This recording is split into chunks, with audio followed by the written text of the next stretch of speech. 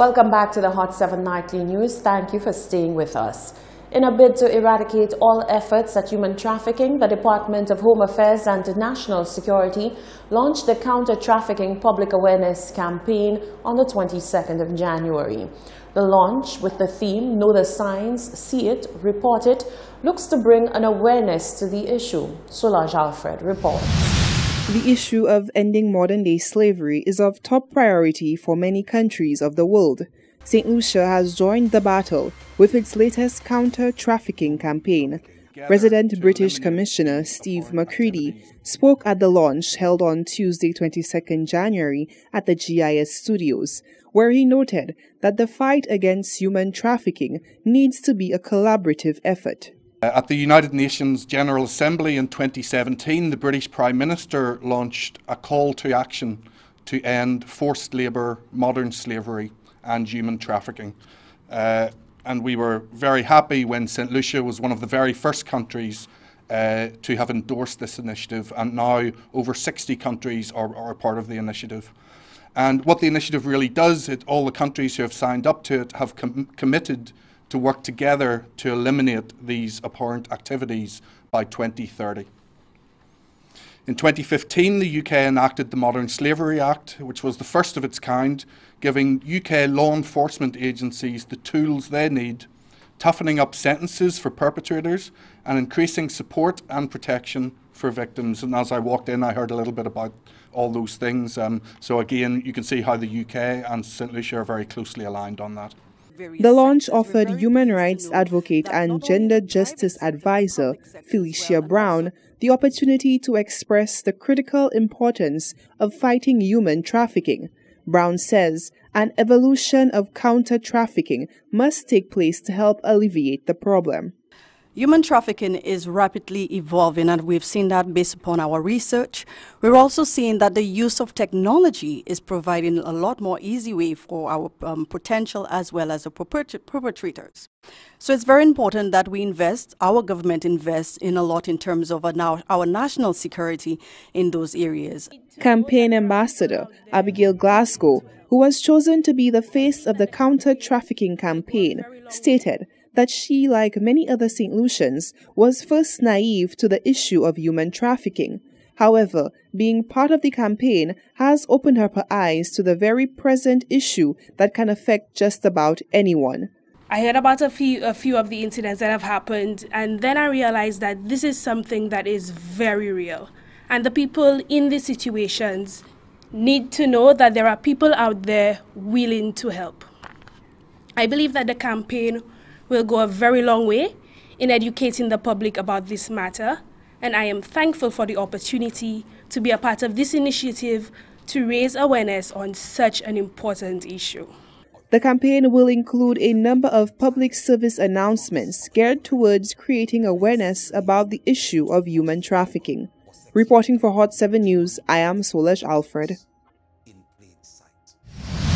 Thank you, Solange. Catherine Seelys of Raise Your Voice St. Lucia is urging members of the public to be more charitable by helping her raise funds to help shelter victims of domestic abuse.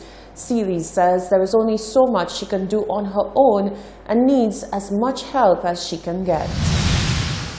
What we've discovered is that domestic violence is a lot more prevalent in St. Lucia than we know. It takes you to be able to be involved, to do community outreach thing, to understand the depth of domestic violence in St. Lucia. We have instances where men, pour boiling water on their wives. We have instances where men close their wives in their houses and catch their houses with fire. You have instances where men threaten to kill women, they send them WhatsApp messages, and then still there are instances where the police saying there isn't anything they can do, but the women do not feel safe. And most times when they call because they need to get out and they're afraid and they don't feel safe and they're very terrified for their lives. So in those instances, what we do, we ask people if they can put them up. We try to put them up as best as we can. Or sometimes we really have to, when we don't have a choice, we have to get an apartment to put them in. It costs a lot of money. We do not have regular funding to sustain those things. So what we've decided to do is to launch an appeal so that we can raise enough money to rent out a house, furnish it, put the necessary security protocols in place. So when a woman is really unsafe and it's an urgent matter, we can have a place to put them. That was the president of Raise Your Voice St. Lucia, Catherine Series. The local media got a first-hand look at the plans being laid out by Invest St. Lucia for 2019. Speaking at a press briefing Monday, Invest St. Lucia's CEO provided members of the public with a status of ongoing projects, those in the pipeline, and those that ISL is continuing to facilitate. Invest St. Lucia says major development plans are in the pipeline for St. Lucia in 2019. According to the CEO, Roderick Cherry, chief among the ongoing projects is the Pearl of the Caribbean, which according to him is right on track. Approximately 100 workers are employed. We have 8 to 10 contractors working on the site with various consultants. Construction-wise, earthworks have been carried out, and I'm sure you're very familiar with what's happening there. Maintenance equipment have been imported and delivered to site. 6 barns consisting of 120 stalls have been built together with 1 storage barn and accommodation block.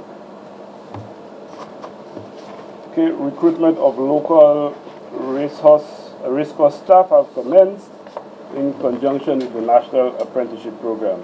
He also confirmed that the Fairmont St. Lucia at Sunset Bay Resort at Saint-Bouchard-Choiseul has received approval in principle from the DSA. However, a completed EIA of the site highlighted some development issues that would impact the project, and as such, the design and layout of the hotel had to be revised. The redesign required additional property, which was then vested to Invest St. Lucia, and the property has been transferred to the investor, and we are working in conjunction with the residents to effect relocation.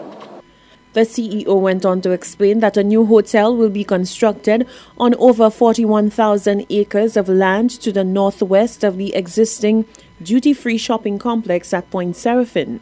It will be a 9-story tower and will include 140 rooms and suites. The project has been granted approval in principle from the Development Control Authority. The CEO also noted that Invest St. Lucia is facilitating approvals from the Department of Physical Planning as it relates to the proposed hotel development at Shock Bay and the CIP-approved Canals Resort. Invest St. Lucia will also be undertaking a master plan development for the Anse de Sable area in Vieux Fort, details for which will be provided at a subsequent press conference slated for the 29th of January. The Sir Arthur Lewis Community College is set to put on a theatrical production centered on the theme of suicide. They spoke with Hot 7 News' Solange Alfred. Aeternum speaks about many issues that plague St. Lucia, such as toxic masculinity, mental illness. So the play is based on this guy called Nolan, and he struggles with depression and loneliness, and he ends up committing suicide, which plagues St. Lucia actually. Quite recently there was a suicide. Yeah. So we deal with suicide by, instead of sending him to hell, he goes to purgatory and he deals with all of his problems, and he learns that not only that he has problems, but other people have problems as well. We don't want to necessarily glorify suicide or condemn it. We just want to show it as it is rawly. Your main character who actually commits suicide in the play, his name is Nolan. Was there any link to it? Yeah, or did they come up with the name before or after? Could you tell us about that? We wrote this play, Christian Foster, Crystal Emmanuel and I wrote this play around October time. And we chose the name Nolan because we thought it was an unpopular name.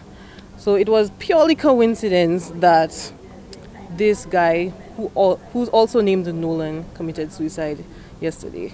Before and after the play, we plan to clarify that our play and his suicide are not linked, and that at the end we want to give a little tribute to him because he lost his life to mental illness as well. When people think of drama, they think of something that's comedy or easily done, but there's a lot that goes into putting on a production. So we want to show young people that they too can put on a show.